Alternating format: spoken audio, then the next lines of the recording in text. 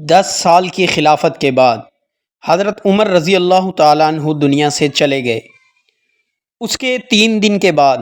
حضرت عثمان خلیفہ بنے، جو ایک بڑے صحابی ہونے کے ساتھ ساتھ دنیا کے سب سے امیر لوگوں میں سے بھی تھے۔ جس کے بعد حضرت عثمان 12 سالوں تک مسلمانوں کے خلیفہ رہے، جس میں انہوں نے مسلمانوں کو ایک قرآن پر جمع کیا، اسلام کی پہلی کرنسی بنائی، مکہ اور مدینہ کی مسجدوں کو ایکسٹینڈ کیا، جو آج تک جاری ہے۔ لیکن خلافت کی سب سے پہلی اور بڑی بغاوت بھی حضرت عثمان کے دور میں ہی ہوئی۔ لیکن اس کے بعد بھی لوگ باقی 2 خلفاء کے بارے میں بہت کچھ جانتے ہیں، لیکن حضرت عثمان کے بارے میں بہت کم جانتے ہیں۔ حضرت عثمان خلیفہ بننے سے بہت پہلے مکہ کے کسی عام گھر میں نہیں، بلکہ مکہ کے سب سے امیر خاندان بنو امیہ کے ہاں پیدا ہوئے۔ ان کے والد عفان مکہ میں کپڑوں کا بہت بڑا بزنس کرتے تھے، جو مکہ سے باہر روم اور یمن تک پھیلا ہوا تھا۔ لیکن اچانک ایک دن جب حضرت عثمان کی ایج ابھی بہت ہی کم تھی، ان کے والد عفان کسی سفر سے واپس آتے ہوئے وفات پا گئے۔ فوت ہونے سے پہلے عفان کے 2 بچے تھے، بیٹا عثمان اور بیٹی آمنہ۔ اسلام سے پہلے عرب کا سسٹم تھا کہ باپ کی وفات کے بعد سارا مال بیٹے کو جاتا تھا اور بیٹیوں کو کچھ نہیں ملتا تھا۔ اس لیے عفان کا سارا مال اور پورا بزنس حضرت عثمان کو ملا، جس کی وجہ سے حضرت عثمان بہت کم ایج میں مکہ کے سب سے امیر لوگوں میں سے ایک ہو گئے۔ اس لیے مکہ کے سارے لڑکے حضرت عثمان کو رول ماڈل سمجھتے تھے۔ اتنا زیادہ پیسہ ہونے کے باوجود حضرت عثمان نے عیاشی کی زندگی گزارنے کے بجائے اپنے خاندان کے بزنس پر توجہ دی اور اسے ایک انٹرنیشنل بزنس بنا دیا۔ اپنے اس بزنس کی وجہ سے حضرت عثمان اتنے فیمس ہوئے کہ مکہ کی مائیں اپنے بچوں کو کہا کرتی تھیں کہ میں تم سے اتنی محبت کرتی ہوں جتنی مکہ والے حضرت عثمان رضی اللہ تعالیٰ عنہ سے کرتی ہیں۔ اب حضرت عثمان رضی اللہ تعالیٰ عنہ مکہ میں اپنا کپڑوں کا بزنس کر رہے تھے۔ وہاں اس وقت ایک دوسرے آدمی کا بزنس تیزی سے آگے بڑھ رہا تھا، یعنی حضرت ابوبکر صدیق رضی اللہ تعالیٰ عنہ۔ اب یہیں سے ان 2 گریٹ صحابہ کی دوستی شروع ہوئی۔ جب حضرت عثمان رضی اللہ تعالیٰ عنہ کا بزنس مکہ میں اپنی پیک پر تھا، اسی ٹائم مکہ میں ایک غار میں رسول اللہ صلی اللہ علیہ وسلم پر پہلی وحی نازل ہوئی۔ سب سے پہلے اسلام حضرت ابوبکر صدیق رضی اللہ تعالیٰ عنہ نے قبول کیا، اور اسلام قبول کرتے ہی وہ سیدھا اپنے دوست حضرت عثمان کے پاس گئے اور انہیں بھی اسلام کی طرف لے آئے۔ حضرت عثمان، جن کو مکہ کے لوگ اپنا رول ماڈل سمجھتے تھے، ان کا اسلام قبول کرنا پورے مکہ اور اسپیشلی ان کے خاندان بنو امیہ کے لیے ایک بہت بڑا دھچکا تھا، کیونکہ حضرت عثمان کے بعد سب کو اس بات کا پتہ تھا کہ اب مسلمانوں کو پیسوں کی زیادہ کمی نہیں ہوگی، کیونکہ حضرت عثمان رضی اللہ تعالیٰ عنہ بنو امیہ کے پہلے اور اکیلے شخص تھے جنہوں نے اپنے خاندان کے خلاف جا کر اسلام قبول کیا تھا۔ جب آپ صلی اللہ علیہ وسلم مکہ کے لوگوں کو اسلام کی طرف بلانے لگے تو پہلے لوگوں کو خیال لگا کہ محمد صلی اللہ علیہ وسلم یہ سب کچھ اپنے خاندان بنو ہاشم کو پرموٹ کرنے کے لیے کر رہے ہیں، اس لیے لوگ اسلام کو ایک قبیلے کا ریلیجن سمجھتے تھے۔ لیکن اچانک قرآن کی ایک سورہ نازل ہوتی ہے جس میں اللہ نے مکہ کے سارے لوگوں کو چھوڑ کر آپ صلی اللہ علیہ وسلم کے چچا ابو لہب اور اس کی بیوی کے لیے بہت سخت الفاظ استعمال کیے، تاکہ ان آیتوں کی وجہ سے سب کو پتہ چل جائے کہ اسلام ایک خاندان کے لیے نہیں بلکہ پورے عالم کے لیے ہے۔ لیکن اب مسئلہ یہ تھا، جس چچا کے لیے قرآن کی یہ آیات نازل ہوئی تھی، اسی کے 2 بیٹوں کے ساتھ آپ صلی اللہ علیہ وسلم کی 2 بیٹیوں کا نکاح ہو چکا تھا۔ اب جب ابو لہب کو ان آیات کا پتہ چلا تو اس نے اپنے بیٹوں کو آپ صلی اللہ علیہ وسلم کی بیٹیوں کو طلاق کا حکم دے دیا تاکہ آپ صلی اللہ علیہ وسلم سے بدلہ لیا جا سکے۔ اب جب حضرت عثمان رضی اللہ تعالیٰ عنہ نے یہ دیکھا کہ آپ صلی اللہ علیہ وسلم کو کمزور کرنے کے لیے آپ کی بیٹیوں کو طلاق دی گئی ہے، تو وہ سیدھا آپ صلی اللہ علیہ وسلم کے پاس پہنچے اور ان سے ان کی بیٹی حضرت رقیہ کا ہاتھ مانگا۔ اس طرح حضرت عثمان رضی اللہ تعالیٰ عنہ آپ صلی اللہ علیہ وسلم کے بہت ہی قریب ہو گئے۔ یہ دیکھ کر ان کا خاندان بنو امیہ برداشت نہ کر سکا، کیونکہ یہ بنو امیہ کے لیے ایک بہت بڑی بے عزتی تھی۔ تو اب بالکل باقی مسلمانوں کی طرح بنو امیہ بھی حضرت عثمان رضی اللہ تعالیٰ عنہ پر ظلم کے پہاڑ توڑنے لگے۔ کہا جاتا ہے کہ ان کے ایک چچا حکم انہیں رسیوں سے باندھ کر مارا کرتے تھے اور ان کا پورا خاندان انہیں اسلام چھوڑنے کا کہتا رہتا تھا۔ لیکن اس سب کے باوجود حضرت عثمان رضی اللہ تعالیٰ عنہ اپنے خاندان کے خلاف جا کر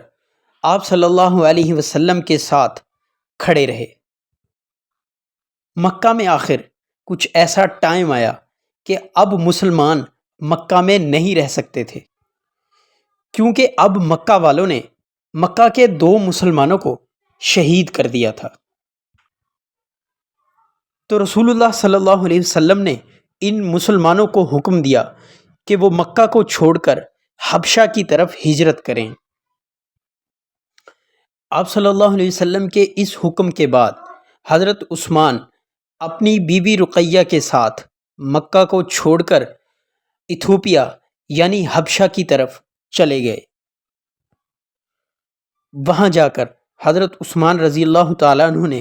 اپنے بزنس کی نالج کو یوز کر کے ایک نیا بزنس اسٹیبلش کیا۔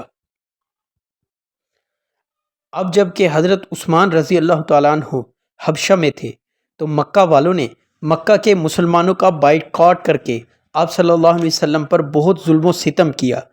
لیکن حضرت عثمان مکہ سے دور ہونے کی وجہ سے آپ صلی اللہ علیہ وسلم کی مدد نہ کر سکے۔ 4 سال حبشہ میں گزارنے کے بعد اچانک ایک افواہ پھیلی کہ مکہ کے تمام لوگ اسلام قبول کر چکے ہیں۔ یہ سن کر حضرت عثمان اور تمام مسلمان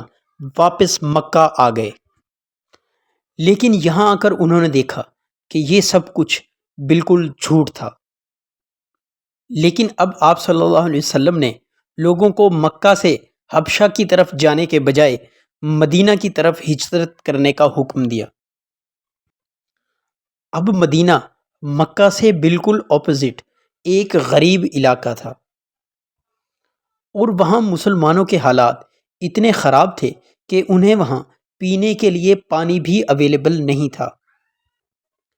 یہ دیکھ کر رسول اللہ صلی اللہ علیہ وسلم نے مدینہ کے سارے مسلمانوں کو جمع کیا اور ان سے کہا کہ جو بھی مسلمان اس یہودی سے یہ کنواں یعنی بئر روما خرید کر مسلمانوں کے لیے کھول دے گا، اس کی جگہ جنت میں ہوگی۔ اب مدینہ میں کوئی بھی نہیں تھا کہ جو اس کنویں کو افورڈ کر سکے، لیکن صرف ایک شخص ایسا تھا کہ جس کا بزنس یمن، شام اور اب حبشہ تک پھیلا ہوا تھا۔ حضرت عثمان حضرت عثمان سیدھا اس یہودی کے پاس گئے، لیکن اس یہودی نے کہا کہ میں یہ کنواں بالکل نہیں بیچنا چاہتا، کیونکہ اس کنویں کے پانی پر اس نے ٹیکس لگایا تھا اور اس پانی کو بہت مہنگا بیچتا تھا۔ تو حضرت عثمان نے اس یہودی کے ساتھ ایک ڈیل کی، تو اس سے یہ آدھا کنواں خریدا، مطلب کہ ایک دن یہ کنواں حضرت عثمان کا ہوگا اور ایک دن یہودی کا۔ اس یہودی نے یہ آفر خوشی سے ایکسیپٹ کر لی، لیکن کچھ دنوں بعد اسے یہ پتہ چل گیا کہ اس نے یہ بہت بڑی غلطی کی ہے، کیونکہ جس دن یہ کنواں حضرت عثمان کے پاس ہوتا تھا اس دن مدینہ کے سارے مسلمان یہاں سے پانی بھر کر لے جاتے تھے، اور اگلے دن یہودی کے پاس کوئی بھی پانی لینے نہیں آتا تھا، مطلب کہ اس کنویں سے یہودی کی کمائی بالکل ختم ہو چکی تھی۔ تو مجبوراً اس یہودی نے حضرت عثمان کے پاس آ کر سارا کنواں بیچ دیا، اور اس طرح حضرت عثمان رضی اللہ تعالیٰ عنہ نے 20,000 درہم میں یہ کنواں خرید کر مسلمانوں کے لیے ڈونیٹ کر دیا۔ یہ حضرت عثمان رضی اللہ تعالیٰ عنہ کی اتنی بڑی ڈونیشن تھی کہ اسے آج تک ساری دنیا یاد کرتی ہے، کیونکہ یہ کنواں اور اس کے آس پاس کی زمین آج تک سعودی حکومت کے ہاں حضرت عثمان رضی اللہ تعالیٰ عنہ کے نام سے رجسٹر ہے۔ مدینہ میں ایک بہت بڑا ہوٹل بنایا گیا ہے، یہ ہوٹل ہر سال حضرت عثمان کے نام پر 50 ملین ریال کماتا ہے، 5 کروڑ ریال، جو آلموسٹ 400 کروڑ روپے بنتے ہیں، جو ہر سال غریبوں میں تقسیم کر دیا جاتا ہے۔ مطلب حضرت عثمان رضی اللہ تعالیٰ عنہ وہ واحد صحابی ہیں جن کے نام پر آج تک اللہ کی راہ میں کروڑوں دیے جاتے ہیں۔ یہ کنواں خریدنے کے چند ہی عرصے بعد اسلام کی پہلی جنگ کا ٹائم آیا، یعنی جنگ بدر، جس میں رسول اللہ صلی اللہ علیہ وسلم مدینہ سے 313 کی فوج لے کر بدر کی طرف روانہ ہوئے۔ لیکن مسئلہ یہ تھا کہ حضرت عثمان رضی اللہ تعالیٰ عنہ مسلمانوں کی اس فوج میں نہیں تھے، کیونکہ ان کی بیوی اور آپ صلی اللہ علیہ وسلم کی بیٹی حضرت رقیہ کی طبیعت بہت زیادہ خراب تھی، اس لیے آپ صلی اللہ علیہ وسلم نے حضرت عثمان کو مدینہ میں رہنے کا حکم دیا۔ لیکن اب جب آپ صلی اللہ علیہ وسلم اور مسلمان جنگ بدر لڑنے میں بزی تھے، وہاں ان کی بیٹی رقیہ کی طبیعت بہت زیادہ خراب ہوئی اور وہ اس دنیا سے چلی گئیں۔ جب رسول اللہ صلی اللہ علیہ وسلم جنگ بدر جیت کر واپس مدینہ پہنچے تو مسلمان بہت خوش تھے اور جنگ جیتنے کا جشن منا رہے تھے، لیکن اسی وقت آپ صلی اللہ علیہ وسلم کو ان کی بیٹی رقیہ کی موت کی خبر دی گئی، جس پر آپ صلی اللہ علیہ وسلم کو اس جیت کے دن بھی بہت دکھ ہوا۔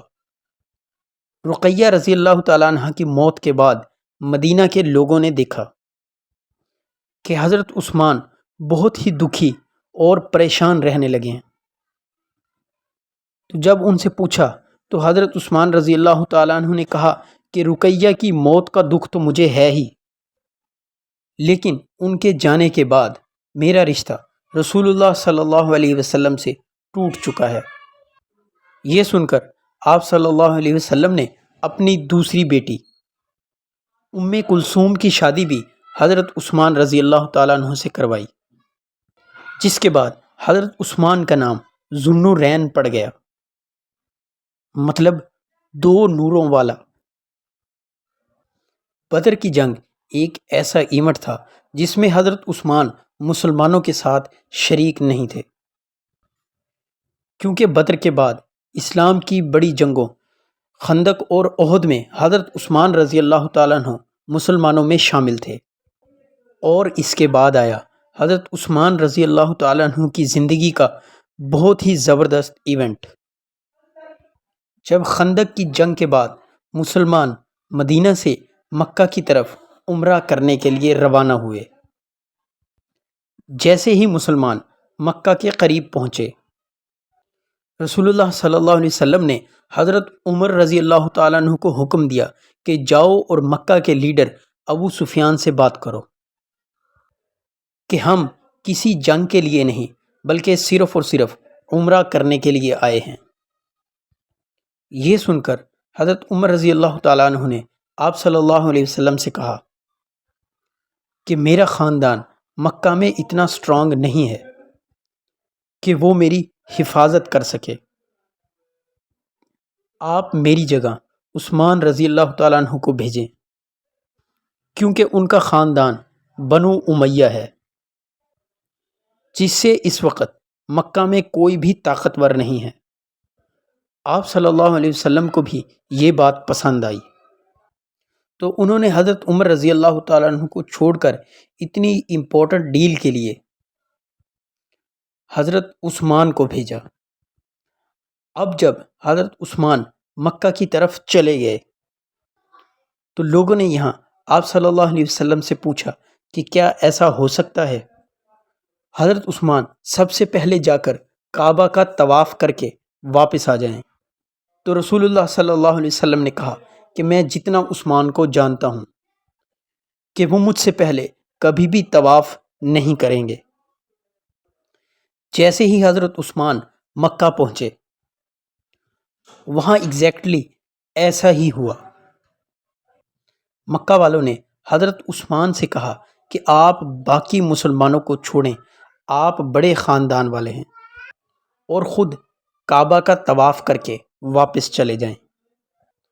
لیکن حضرت عثمان نے انہیں کہا کہ میں کبھی بھی آپ صلی اللہ علیہ وسلم سے پہلے کعبہ کا طواف نہیں کروں گا۔ اب مکہ والے مسلمانوں کو صرف تکلیف دینے کے لیے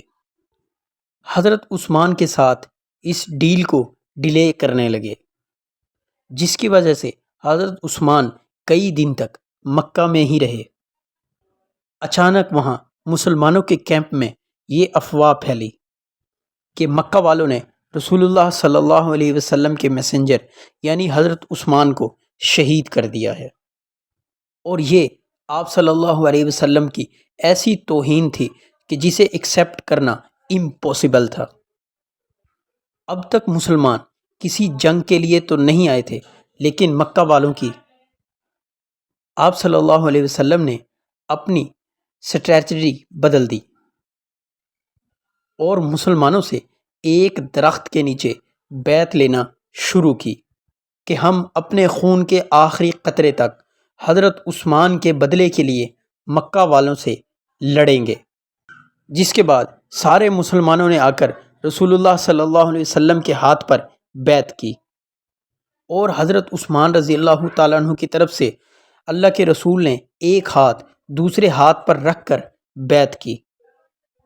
مطلب مسلمانوں کی پوری فوج حضرت عثمان رضی اللہ تعالیٰ عنہ کے لیے اپنی جان دینے کے لیے تیار تھی، لیکن یہ جنگ کبھی ہوئی ہی نہیں، کیونکہ یہ ایک جھوٹی افواہ تھی،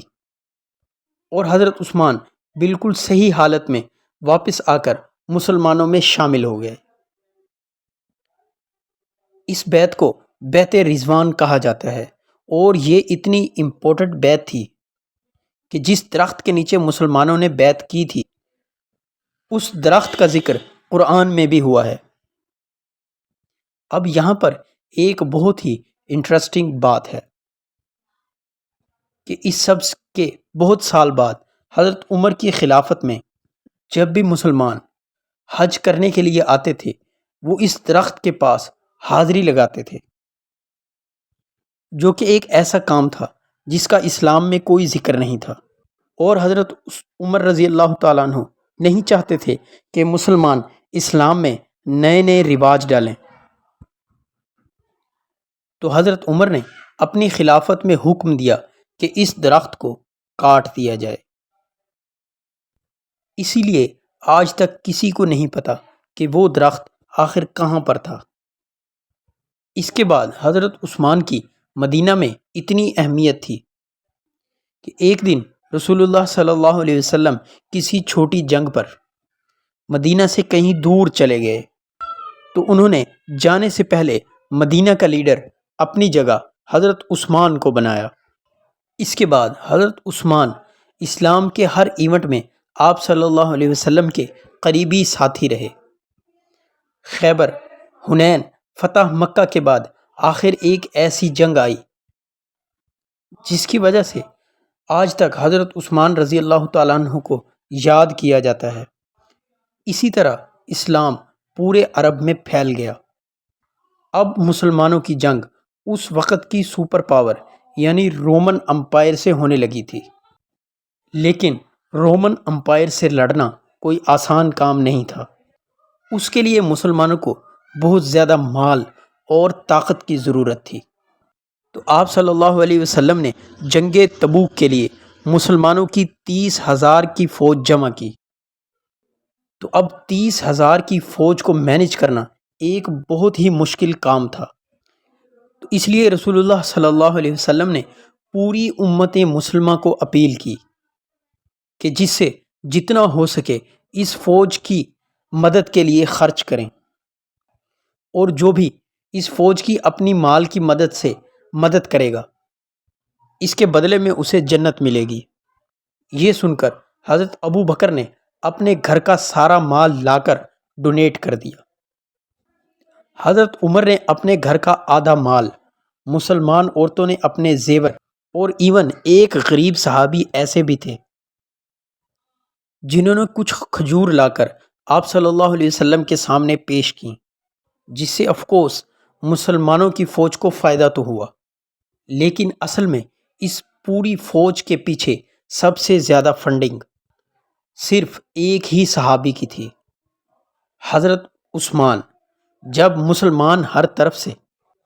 تبوک کی جنگ کے لیے جمع ہونے لگے تو حضرت عثمان نے ان کے لیے سب سے پہلے 1,000 اونٹ، 70 گھوڑے، 10,000 گولڈ کوئن، 70,000 سلور کوئن، یہ سب کچھ مسلمانوں کی فوج کو ڈونیٹ کر دیا، جس کا اگر آج حساب لگایا جائے تو یہ بلینز آف روپیز بنتے ہیں۔ رسول اللہ صلی اللہ علیہ وسلم نے ان سکوں کو اپنے ہاتھ میں پکڑ کر کہا، آج کے بعد عثمان جو بھی کرے اسے کوئی نقصان نہیں ہوگا۔ مسلمانوں اور حضرت عثمان کی مدد سے مسلمان فوج مدینہ سے رومن امپائر کی طرف روانہ ہوئی، لیکن یہ فوج اتنی بڑی تھی کہ اس کے کھانے پینے کا خرچہ بھی بہت بڑا تھا، اور کچھ ہی دنوں بعد اس فوج کے کھانے پینے کا سامان ختم ہونے لگا، اور لوگ رسول اللہ صلی اللہ علیہ وسلم کی طرف مدد کے لیے دیکھنے لگے۔ یہ دیکھ کر حضرت عثمان فل سپیڈ گئے، ایک بار پھر کئی اونٹوں کو کھانے پینے کی چیزوں سے بھر کر مسلمانوں کی فوج کی طرف لے کر آئے۔ جب آپ صلی اللہ علیہ وسلم نے حضرت عثمان کے اس قافلے کو دور سے آتا ہوا دیکھا تو آپ صلی اللہ علیہ وسلم بہت خوش ہوئے۔ تو آپ نے لوگوں سے کہا کہ وہ دیکھو تمہاری مدد کے لیے سرخ اونٹ سامان لا رہے ہیں۔ اور جیسے ہی یہ قافلہ پہنچا، آپ صلی اللہ علیہ وسلم نے اللہ سے دعا کی، یا اللہ میں عثمان سے خوش ہوں اور آپ بھی عثمان سے راضی ہوں۔ اب مسئلہ یہ تھا کہ جیسے ہی مسلمان تبوک کی جنگ کے لیے پہنچے، رومن امپائر کی فوج وہاں سے بھاگ چکی تھی، مطلب کہ کوئی جنگ ہوئی ہی نہیں۔ تو اب چاہیے تو یہ تھا کہ حضرت عثمان اپنا ڈونیٹ کیا ہوا سارا مال مسلمانوں کی فوج سے واپس لے لیتے، لیکن انہوں نے ایسا نہیں کیا، اور جنگ نہ ہونے کے باوجود بھی اپنا یہ سارا مال مدینہ کی ریاست کو ڈونیٹ کر دیا۔ اس طرح آپ صلی اللہ علیہ وسلم اپنے آخری دن تک حضرت عثمان رضی اللہ تعالیٰ عنہ سے خوش رہے۔ اس لیے ان کی وفات کے بعد اسلام کے پہلے خلیفہ ابو بکر رضی اللہ تعالیٰ عنہ نے حضرت عثمان رضی اللہ تعالیٰ عنہ کو اپنا بڑا منسٹر بنایا، اور حضرت عثمان اسی طرح اپنے بزنس کی طاقت سے مسلمانوں کی اس خلافت کو سپورٹ کرتے رہے، جس کے بعد حضرت عمر کی خلافت میں بھی حضرت عثمان ان کے سب سے بڑے منسٹرز میں تھے۔ لیکن جیسے ہی حضرت عمر کی شہادت کے بعد حضرت عثمان مسلمانوں کے خلیفہ بنے، رومن اور پرشین امپائروں کے بادشاہوں کو سمجھ آ گئی کہ یہی ٹائم ہے مسلمانوں کی اس خلافت کو ختم کرنے کا، اور انہوں نے مسلمانوں کی اس خلافت پر ہر طرف سے حملہ کر دیا۔ تو اب حضرت عثمان نے یہ پروو کرنا تھا کہ وہ حضرت عمر کی اس اتنی بڑی خلافت کو ڈیفینڈ کر سکتے ہیں یا نہیں۔ چینل کو سبسکرائب کر لیں اور بیل آئیکن کو دبا دیں۔